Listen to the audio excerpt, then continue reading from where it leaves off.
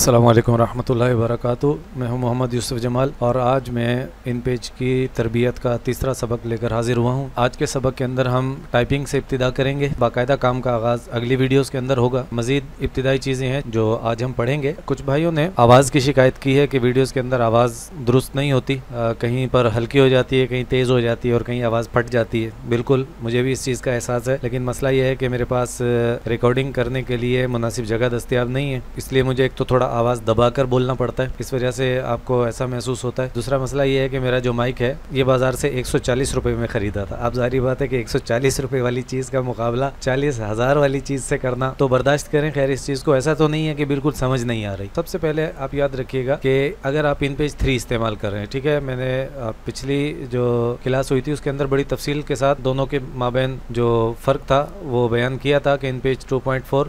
अब एक नई चीज़ इन दोनों के दरमियान जो है वो भी सुन लें कि InPage जो पुराना था InPage 2.4, तो इन सब के अंदर जो कीबोर्ड होता था और जो फ़ॉन्ट होते थे यानी लिखाइयाँ और कीबोर्ड के बारे में याद रखिएगा। कीबोर्ड दो तरह के होते हैं। एक कीबोर्ड जो हमें नज़र आ रहा है, मेरे सामने रखा है जैसे कीबोर्ड, जिससे मैं बटन दबा रहा हूँ, जिसको मैं हाथ लगा सकता हूँ, छू सकता हूँ, ठीक है, इसको हम कहते हैं एक्सटर्नल कीबोर्ड। एक्सटर्नल से मुराद बैरूनी, क्योंकि ये कंप्यूटर के बाहर होता है तो इसलिए इसको एक्सटर्नल कहते हैं। तो एक कीबोर्ड होता है इंटरनल का मतलब होता है अंदरूनी। एक कीबोर्ड कंप्यूटर के अंदर भी काम कर रहा होता है, जो हमें आम तौर पर दिखाई नहीं देता, उसको हम छू नहीं सकते, हाथ नहीं लगा सकते। इंटरनल कीबोर्ड होता है, अंदरूनी कीबोर्ड होता है। तो उसका काम क्या होता है? अंदरूनी कीबोर्ड और बैरूनी कीबोर्ड ये दोनों आपस में एक दूसरे के साथ जुड़े होते हैं।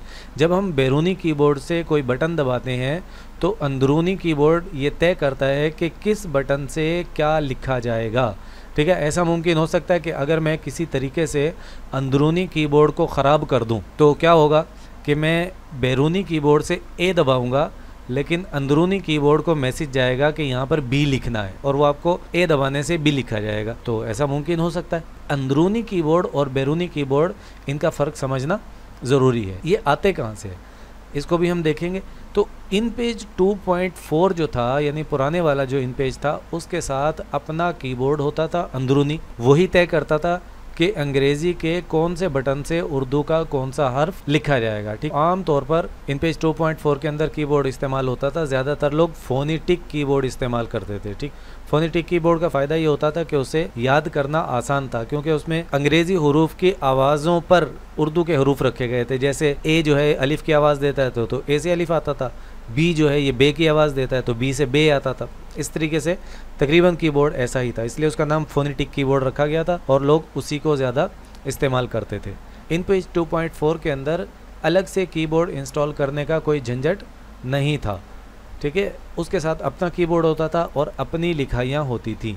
अब जब हम InPage 3 इस्तेमाल करते हैं तो InPage 3 जो है ये विंडोज़ के साथ कीबोर्ड बांटता है, शेयर करता है, ठीक है। विंडोज़ के अंदर जो कीबोर्ड इस्तेमाल होगा वही कीबोर्ड जो है वो InPage 3 लेगा और उसी की मदद से लिखेगा। तो सबसे पहले हमें इंटरनल कीबोर्ड उर्दू के लिए इंस्टॉल करना है। ये कहाँ से इंस्टॉल होगा?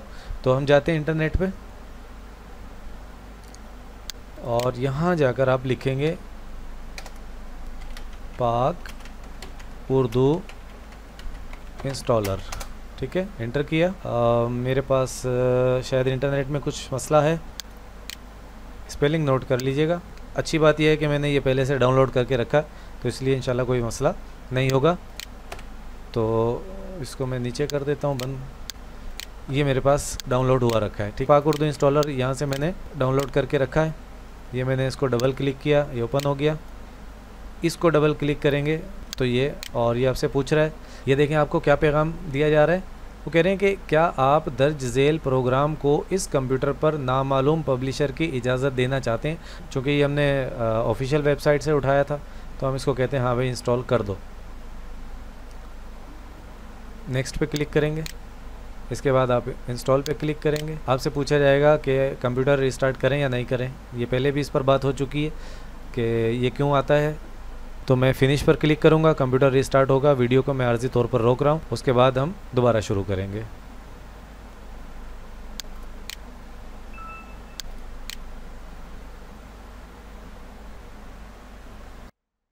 बल्कि यहाँ से लेना है, ठीक है, उसमें पट्टी आ रही थी वो भी कट जाएगी। यहाँ से लेना है।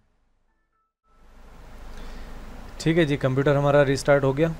कंप्यूटर रिस्टार्ट होने के बाद आपके सामने ये देखें, इस जगह पर जहाँ पर आपका टाइम दिख रहा था, अगर आप अंग्रेज़ी विंडो इस्तेमाल कर रहे हैं तो ये आपको दाएं जानिब नज़र आएगा। तो यहाँ पर आप देखें EN लिखा हुआ आपको दिखाई देगा।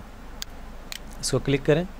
ये आपका क्या है, ज़बान का मेन्यू है। ये देखें, इसमें UR से मुराद उर्दू और EN से मुराद क्या है, अंग्रेज़ी। तो अगर बिलफर्ज आपके पास ये यहाँ ज़बान की ये लैंग्वेज बार कहलाती है, शो द लैंग्वेज बार देखें लिखा हुआ आ रहा है, तो बिलफर्ज ये नहीं आती, तो ये कहाँ से आपको दिखाई देगी। इसमें आप जाएंगे शुरू में, और शुरू में जाने के बाद आप कहाँ जाएंगे, कंट्रोल पैनल में, और कंट्रोल पैनल में जाने के बाद आप जाएंगे इलाका और ज़बान के इख्तियारात। अंग्रेज़ी में लिखा होता है रीजन एंड लैंग्वेज सेटिंग। इसको क्लिक करेंगे और इसको क्लिक करने के बाद आप जाएंगे कलीदी तख्ते और ज़बानें। भाई अजीब सा तर्जुमा है, कीबोर्ड को कीबोर्ड कहने में कोई हर्ज नहीं है उर्दू में, लेकिन बहरहाल ये तर्जुमा इन्होंने कर दिया, पता नहीं कहाँ से किया। असल में ये इस तरह का तर्जुमा जो है ये लफ्ज़ी तर्जुमा किया जाता है। इसको लफ्ज़ी तर्जुमा, की का मतलब चाबी, ठीक है, और उर्दू में उसको कलीद भी कहते हैं, और बोर्ड का मतलब है तख्ता। तो ये किसी ने लफ्ज़ी तर्जुमा कर दिया होगा इसका, कलीदी तख्ता कीबोर्ड, वरना उर्दू ज़बान के अंदर ये गुंजाइश है कि वो दूसरी ज़बानों के अल्फाज को अपना लेती है। तो कीबोर्ड को कीबोर्ड कहने में मेरे ख़्याल में कोई हरज नहीं, लेकिन बहरहाल इन्होंने तर्जुमा किया। ठीक है जी, यहाँ से आप आएंगे कलीदी तख्ते तब्दील करें। ठीक है, अंग्रेज़ी में लिखा होगा चेंज कीबोर्ड्स, इसको हमने क्लिक किया। ये देखिए जनाब, यहाँ पर आपके सामने ये ज़बान आ रही है, ये है उर्दू और ये है आपकी अंग्रेज़ी। तो कंप्यूटर में जितनी ज़बानें इस्तेमाल हो रही होंगी वो सब आपको यहाँ पर दिखाई देंगी। और ये वाली जो जगह आपको दिख रही है नीचे, कलीदी तख्ता, हर ज़बान के साथ एक या एक से ज़ायद कीबोर्ड इंस्टॉल होते हैं। जैसे अभी हमने उर्दू के लिए कौन सा कीबोर्ड इंस्टॉल किया, पाक उर्दू इंस्टॉलर। और पाक उर्दू इंस्टॉलर का जो कीबोर्ड है वो किसके नाम से आता है, वो उर्दू पाकिस्तान के नाम से कंप्यूटर में दिखाई देता है। ये रहा उर्दू पाकिस्तान। अच्छा, हम फ़र्ज़ कर लेते हैं कि किसी वजह से ये भी आपको यहाँ दिखाई नहीं दे रहा। मैं इसको हटाता हूँ ना, आपको उर्दू दिखाई दे रही है इंस्टॉल करने के बावजूद, और ना आपको ये कीबोर्ड दिखाई दे रहा है। तो मैं इसको एक दफ़ा हटा देता हूँ। अब ये कहाँ से आएगा, तो आप जाएंगे इजाफ़ा करें, इसमें जाएंगे इजाफ़ा करें में देखें ये सब ज़बानें आपको यहाँ पर मिलेंगी जो विंडोज़ में दस्तयाब हैं। और उर्दू के लिए आप यू में तलाश करेंगे, ज़बान और उसके साथ जितने कीबोर्ड होते हैं वो सब यहाँ पर आपको मिलेंगे। तो कीबोर्ड इंस्टॉल होने के बाद इसी जगह पर आता है।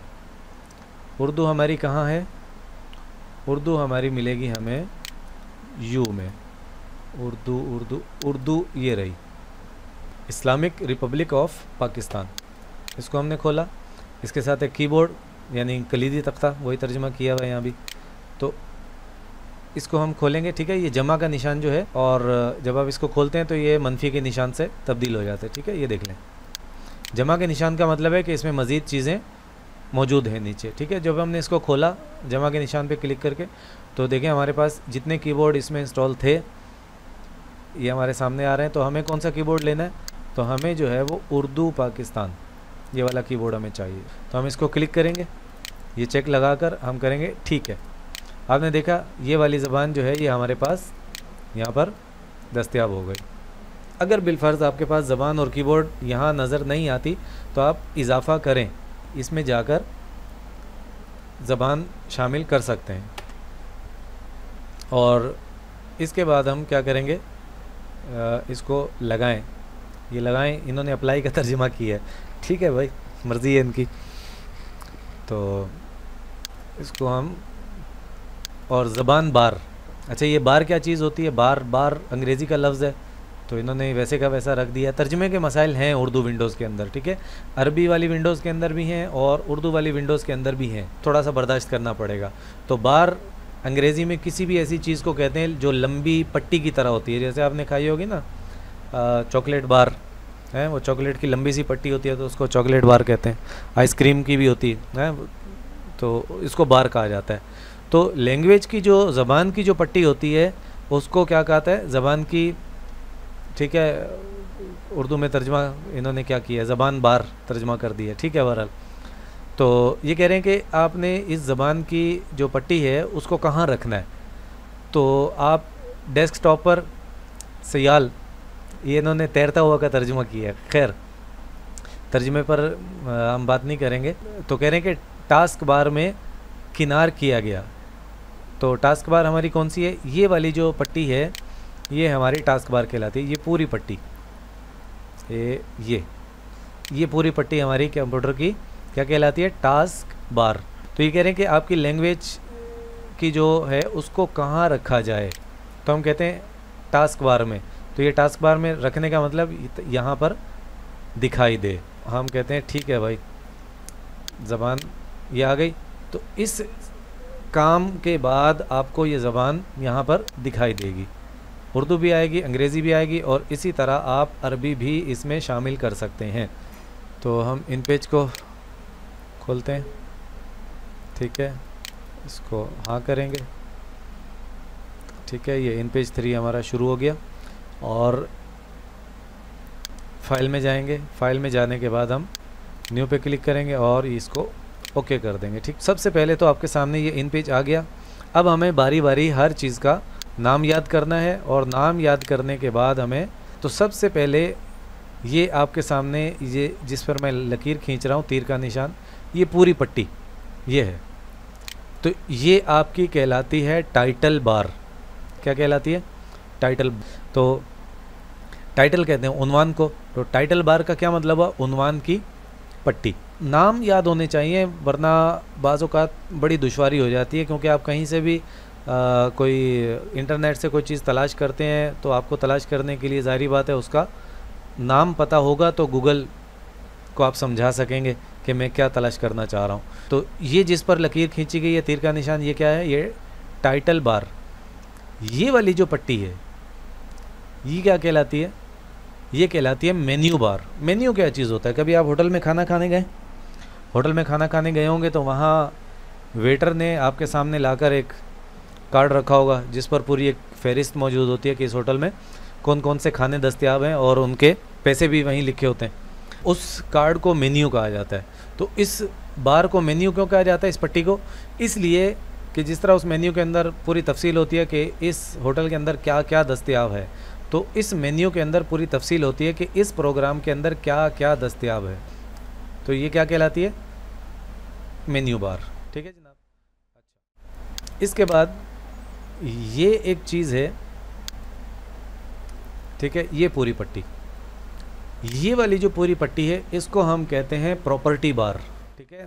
नाम आपको जहन में रखने हैं। प्रॉपर्टी उर्दू में इस्तेमाल होता है, जायदाद के लिए हम वैसे इस्तेमाल करते हैं, कोई चीज़ मिल्कियत में होती है। तो जब हम यहाँ से कोई औज़ार लेते हैं, कोई टूल लेते हैं, तो उसके लिहाज से जो उसके मुताल्लिक़ इख्तियारात होते हैं वो यहाँ पर तब्दील हो जाते हैं, इसलिए इसको प्रॉपर्टी कहा जाता है। ये हर टूल की अलग अलग प्रॉपर्टी होती है, ठीक। तो ये वाली जो है ये पट्टी, इसको हम क्या कहेंगे, ये है स्क्रॉल बार, ठीक है। इसकी मदद से हम अपना सफ़ा ऊपर या नीचे की तरफ कर सकते हैं, ठीक है। स्क्रॉल बार दो होती हैं, एक ऊपर से नीचे की तरफ और एक स्क्रॉल बार ये वाली है, ठीक है, दाएं से बाएं की तरफ। और ये वाली जो पट्टी है इसको हम कहते हैं टूल बार। टूल उर्दू में उसका हम तर्जमा करते हैं औज़ार, और बार का माना आप जान चुके हैं। तो मतलब क्या हुआ, औज़ारों की पट्टी। हर काम करने का कोई ना कोई औज़ार होता है, यानी पेच अगर आपने कसना है तो उसके लिए पेच कस है, कील अगर आपने ठोकनी है तो उसके लिए हथौड़ी है। तो इसी तरह अगर हमें टाइपिंग करनी है तो उसके लिए हमारे पास टाइपिंग का टूल है। अगर हमें कोई शक्ल बनानी है, मिसाल के तौर पर मुरब्बा बनाना है, मुस्ततील बनाना है, दायरा बनाना है, कोई लाइन बनानी है, कोई तस्वीर लगानी है, तो हर काम के लिए अलग अलग एक औज़ार होता है, और उस औज़ार को एक जगह जमा करके रख दिया गया। जैसा हमारे घर में औज़ारों का बक्सा या बैग होता है, तो इसी तरह हर प्रोग्राम के अंदर एक टूल बार होती है, यानी आप इसको तर्जमा कर सकते हैं औज़ारों का बक्सा कर लें। ये जनाब हमारा इन पेज का तारुफ हो गया। ये वाला जो है ये इन पेज का सफ़ा है, नीचे तक है, अभी मेरे पास इतना ही दिखाई दे रहा है। तो ये इन पेज का सफ़ा है, और इसके बाहर जो आपको ये वाली खाली जगह दिख रही है, ये और ये इतनी ही ऊपर भी है, इतनी ही नीचे भी है, ठीक है। इसको हम कहते हैं पेस्ट बोर्ड, ये खाली जगह को। ये देखें, मैं ऊपर नीचे से आपको दिखा देता हूँ। और ये जो आपको नज़र आ रहा है ये वाला एरिया, ठीक है। और ये इसी तरह एक नीचे भी है, ये क्या कहलाता है, ये हाशिया कहलाता है, ठीक है। अंग्रेज़ी में मार्जिन कहते हैं। और इसको हम आमतौर पर जो सफ़े के दाएं बाएं हम खाली जगह छोड़ते हैं, ये वो है। तो ये इन पेज का तारुफ हो गया छोटा सा। इसमें चंद और चीज़ें हैं, उनको देख लें। ये एक छोटा सा एम लिखा हुआ है कोने में, ये एम से मुराद है मास्टर, ठीक है। मास्टर पेज क्या होता है, इसका अगर आगे चल के हम पढ़ेंगे इसके बारे में। तो मास्टर पेज यहाँ से ऑन होता है। और ये क्या है, ये हमें सफ़ात बता रहा है। 1/1 क्यों लिखा है, ये हमें बता रहा है कि आपकी जो फ़ाइल है उसमें कुल सफ़ात एक ही हैं और इस वक्त हम पहले सफ़े पर मौजूद हैं। अगर हमारे पास किसी फ़ाइल में ज़्यादा सफ़ात मौजूद हो तो कुल सफ़ात की तादाद दिखाएगा, और दूसरी जानिब हमें दिखाएगा कि इस वक्त हम कौन से सफ़े पर मौजूद हैं। तो ये हमें इंग्लिश में आप इसको कह सकते हैं पेज नेविगेटर। तो ये हमें सफ़े के बारे में निशानदेही करता है। और ये 100% क्या लिखा है, 100% का मतलब ये है कि इस वक्त आपको ये जो सफ़ा नज़र आ रहा है ये अपने असल साइज़ में नज़र आ रहा है। जब आपको यहाँ पर 50% लिखा हुआ नज़र आएगा तो इसका मतलब है कि आप आधे साइज़ में देख रहे हैं। अगर यहाँ पर आपको 200% लिखा हुआ नज़र आ रहा है तो इसका मतलब है कि आप दुगने साइज़ में सफ़े को देख रहे हैं, ठीक। इसके बाद ये कुछ निशान आते हैं, देखिए यहाँ पर NUM लिखा हुआ है। ये अंग्रेज़ी के अल्फाज नुमेरिक का मुखफ़फ़ है। तो नुमेरिक लॉक आपके कीबोर्ड पर एक बटन है दाईं जानिब जहाँ पर एक साथ गिनती लिखी हुई है। तो यहाँ पर आप देखेंगे उसके ऊपर एक नम लॉक के नाम से एक बटन बना हुआ है बिल्कुल कोने की तरफ। तो इसको आप दबाएं तो यहाँ से नम लॉक को आप ऑन या ऑफ़ कर सकते हैं, ठीक है। तो ये सिर्फ निशानदेही करता है। ये क्या है, ये खाली क्यों दिख रहा है, ये कैप्स लॉक दिखा रहा है, ठीक है। आप कीबोर्ड से कैप्स लॉक ऑन करें। कैप्स लॉक का जो बटन है ये बड़ी ABC लिखने के लिए इस्तेमाल होता है। और ये कीबोर्ड के बिल्कुल उल्टे हाथ की तरफ आप देखें वहाँ पर लिखा होगा कैप्स लॉक, और यहाँ पर ये स्क्रॉल लॉक लिखा हुआ आएगा। स्क्रॉल लॉक भी नम लॉक जहाँ पर था उसके थोड़ा सा ऊपर एक बटन है। और ये जो निशान है ये हमें बता रहा होता है कि इस वक्त हम कौन सी ज़बान लिख रहे हैं, उर्दू लिख रहे हैं या अंग्रेज़ी लिख रहे हैं। और ये वाले 3 बटन है, इसके बारे में तो अक्सर लोग जानते होंगे। ये मिनिमाइज़ करने के लिए, ठीक है, ये रिस्टोर करने के लिए, और ये प्रोग्राम को बंद करने के लिए। ये फ़ाइल के लिए है। और 3 बटन ऐसे ही देखें ये भी बने, एक ये बिल्कुल यही बटन, ये किसको, ये इन पेज को बंद करने के लिए, ठीक है। तो तीसरा बटन ये रहा, ठीक है। तो अब हमने इन पेज का एक जायज़ा ले लिया। अच्छा, एक चीज़ रह गई इसमें, ये देखें, ये आपको यहाँ पर स्केल बना हुआ नज़र आ रहा है ना, पैमाना इधर भी है और इधर भी है। ये हमारे किस काम आता है, ये हमें पैमाइश लेने के काम आता है, ठीक है। इसके ज़रिए से हम क्या करते हैं, पैमाइश लेते हैं। और इस वक्त ये हमें बता रहा है कि हमारा सफ़ा किस साइज़ में है, और ऊपर की जानिब से भी और ये दाएं बाएं से भी, ठीक है। ये पूरा पैमाना है।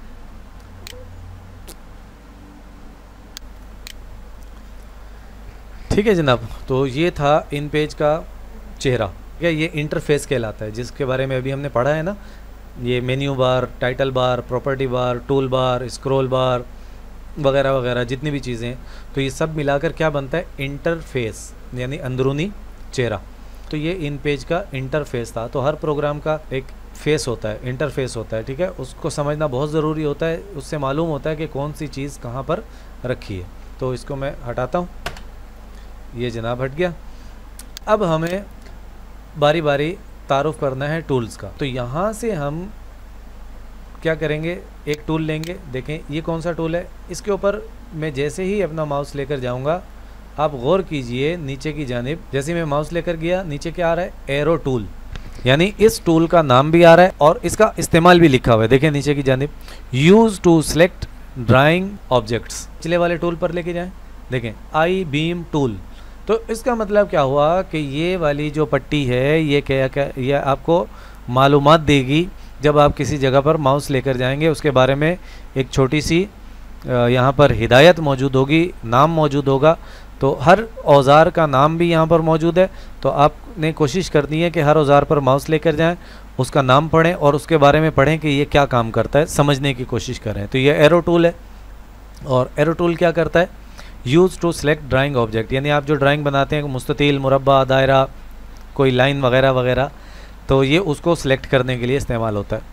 उसके बाद आई बीम टूल है, ये टाइपिंग के लिए इस्तेमाल होता है, ठीक है। इसके साथ एक छोटा सा हाथ भी बना हुआ है, इसको भी हम देखेंगे।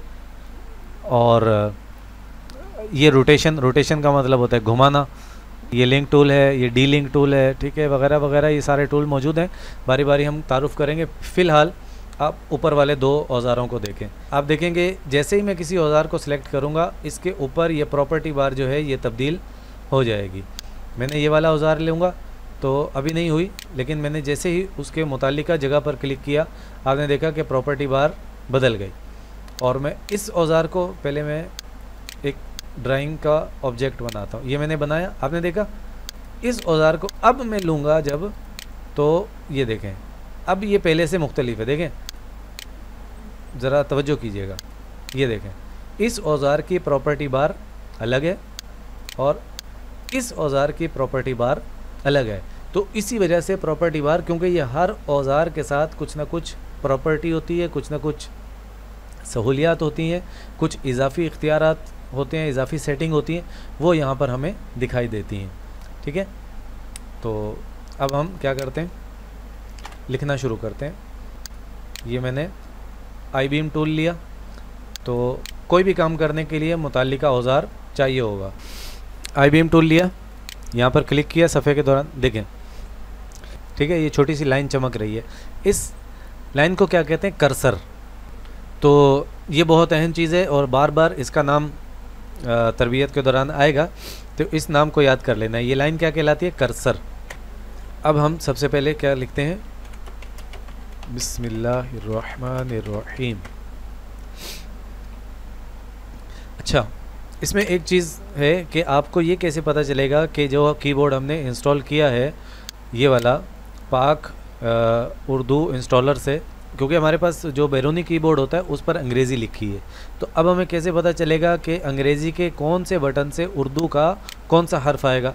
तो इसका मैं आपको बिल्कुल एक आसान सा तरीका बताता हूँ कि यहाँ पर जाएं शुरू में और यहाँ आप जाकर लिखें OSK, अंग्रेज़ी कर लें OSK। OSK जैसे ही आप लिखेंगे, देखें ऊपर OSK आ गई। OSK से मुराद है ऑन स्क्रीन कीबोर्ड। इसको आपने क्लिक किया, ये देखें, ये है वो अंदरूनी कीबोर्ड जिसका मैंने शुरू में आपसे तज़किरा किया था, ठीक है, इंटरनल कीबोर्ड। तो ये आपको इंटरनल कीबोर्ड दिखाएगा। इस वक्त देखें मेरी ज़बान अंग्रेज़ी है, यहाँ पर देखें गौर से, तो अंग्रेज़ी होने की वजह से इस कीबोर्ड पर मुझे अंग्रेज़ी नज़र आ रही है।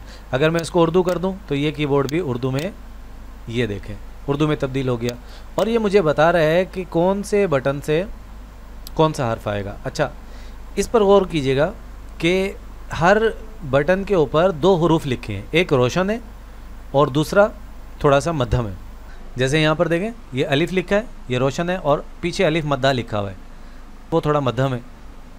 इसी तरह यहाँ सीन लिखा है, ये रोशन है, और यहाँ स्वाद लिखा है, तो ये थोड़ा मध्यम है। इसका क्या मतलब है, बटन पर 2 हरूफ क्यों लिखे?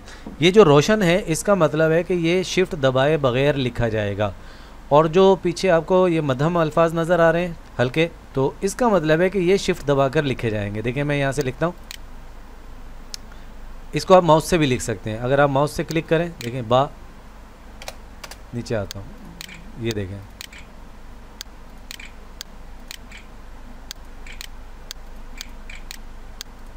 देखा आपने,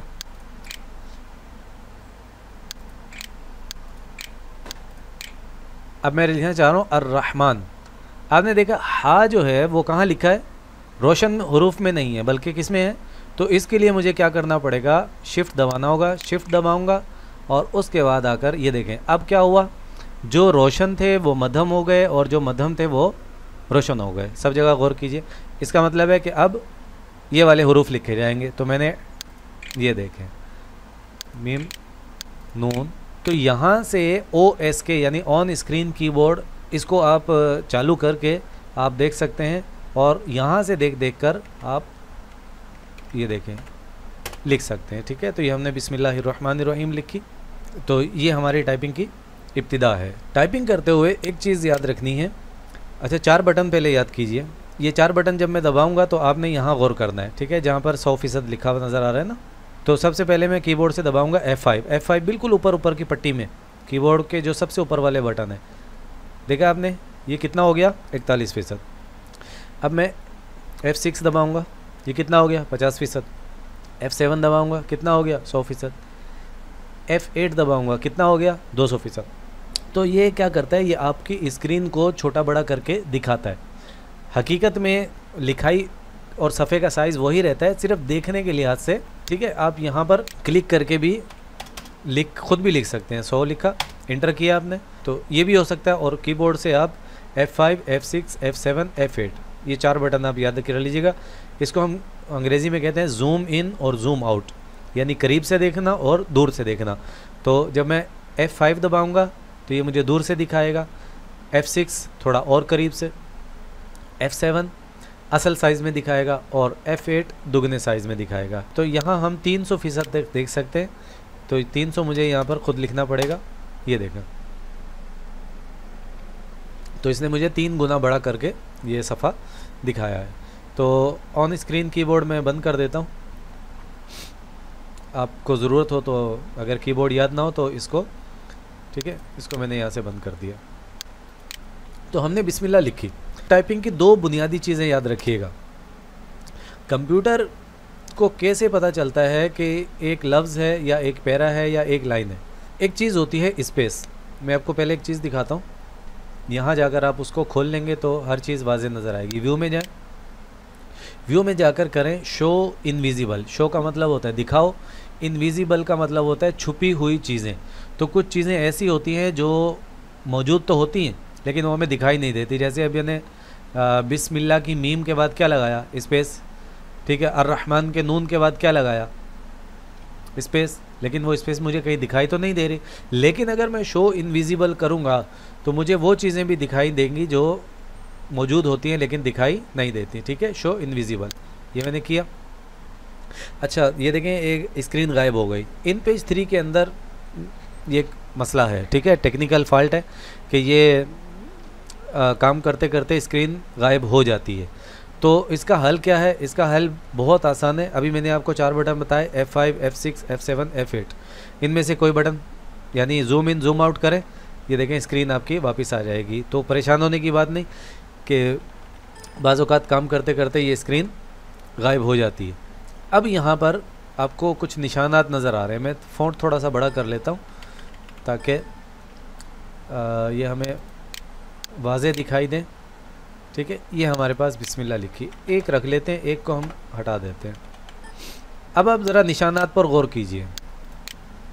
ये देखें, हर हर्फ के बाद मुझे एक क्या नज़र आ रहा है, ये देखें, एक निशान ये उल्टा टी जैसे होता है, ये दिखाई दे रहा है, ये देखें। और एक निशान मुझे ये नज़र आ रहा है। अब ये किस जैसी शक्ल है, आप लगा लें कोई अंदाज़ा, मुझे तो कोई दूसरी चीज़ सुझाई नहीं दे रही। तो ये पहले जो 4 निशान हैं ये हैं स्पेस के, जो कीबोर्ड का सबसे बड़ा बटन है। तो स्पेस जहाँ हम लगाते हैं वहाँ पर ये निशान, ये प्रिंट में नहीं आता। ठीक है, जब आप प्रिंट निकालते हैं, छपाई करते हैं, वहाँ नहीं आता। ये सिर्फ कीबोर्ड कंप्यूटर में देखने के लिए हम इस्तेमाल करते हैं। तो इससे हमें पता चलता है कि हमने कहाँ स्पेस लगाई है और कहाँ हम इंटर लगा रहे हैं। इंटर और स्पेस की कंप्यूटर में बहुत ज़्यादा अहमियत है। ठीक है, ये इसीलिए मैंने आपको शुरू में ही खोल कर दिखा दिए। और मैं जब भी काम करता हूँ तो मैं हमेशा ये शो इनविजिबल ऑन करके रखता हूँ ताकि मुझे मालूम हो कि मैं कहाँ स्पेस लगा रहा हूँ और कहाँ पर मैं इंटर लगा रहा हूँ। कंप्यूटर के नज़दीक एक स्पेस से लेकर दूसरी स्पेस तक ये एक लफ्ज़ है। अगर बिलफर्ज कोई शख्स, बाज़ लोग जो अनाड़ी टाइपिंग करने वाले होते हैं वो क्या करते हैं, बेतुकी स्पेस लगाते हैं। अब देखें, मैंने लफ्ज़ अर्रहीम के दरमियान क्या किया, एक स्पेस लगा दी, खाली जगह। तो कंप्यूटर इसको क्या समझेगा? कंप्यूटर इसको 2 अल्फाज समझेगा, एक लफ्ज़ नहीं समझेगा। और बिलफर्ज मैंने कुछ अल्फाज लिखे, जैसे मैं और सब से, कितने लफ्ज़ लिखे मैंने? 3। लेकिन ऐसा नहीं, कंप्यूटर इनको 2 अल्फाज समझेगा। क्यों?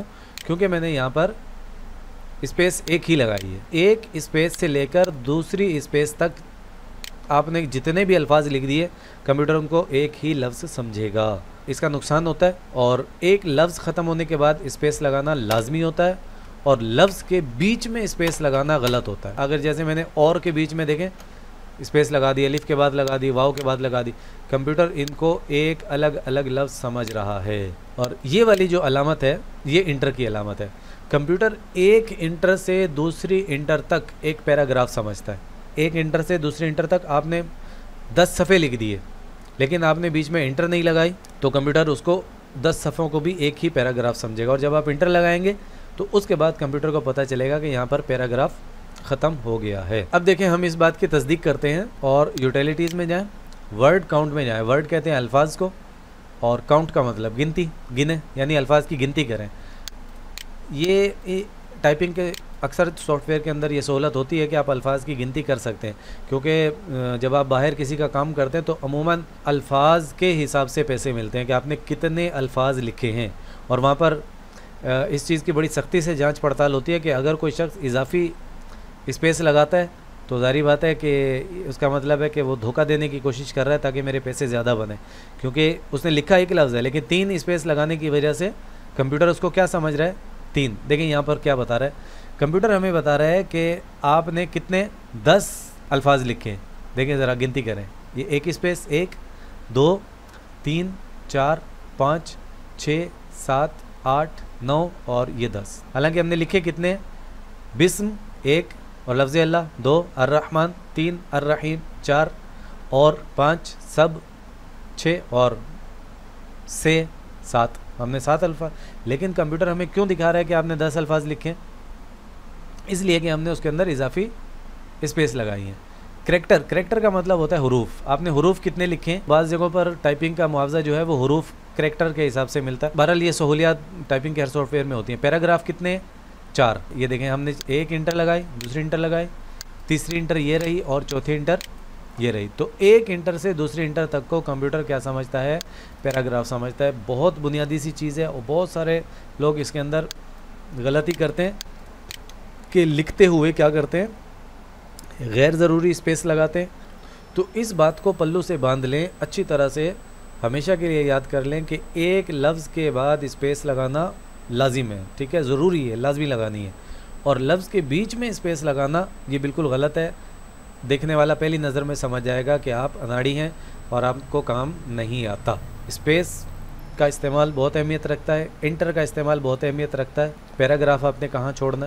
तो ये हमने बुनियादी चीज़ें आज पढ़ी हैं। यूँ समझ लें कि हमने काम का आगाज़ कर दिया। तो बिस्मिल्लाह हमने लिखी, ये समझ लिया कि लफ्ज़ क्या होता है कंप्यूटर के नज़दीक, ये समझ लिया कि पैराग्राफ क्या होता है कंप्यूटर के नज़दीक। टाइपिंग एक ऐसी चीज़ है, ये यूँ समझ लें जैसे कोई शख्स कारी बनना चाहे, तजवीद पढ़ना चाहे, कवायद याद कर लेने से, कवायद को समझ लेने से वो कारी बन जाएगा? नहीं, उसको मश्क करनी पड़ेगी किसी अच्छे कारी के पास बैठकर।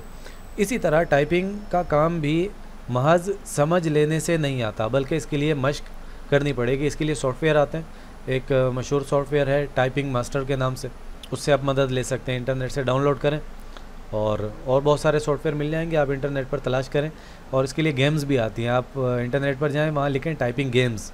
और एक बड़ी मशहूर गेम है जो मैं बच्चों को इस्तेमाल कराता हूँ, the typing of the dead.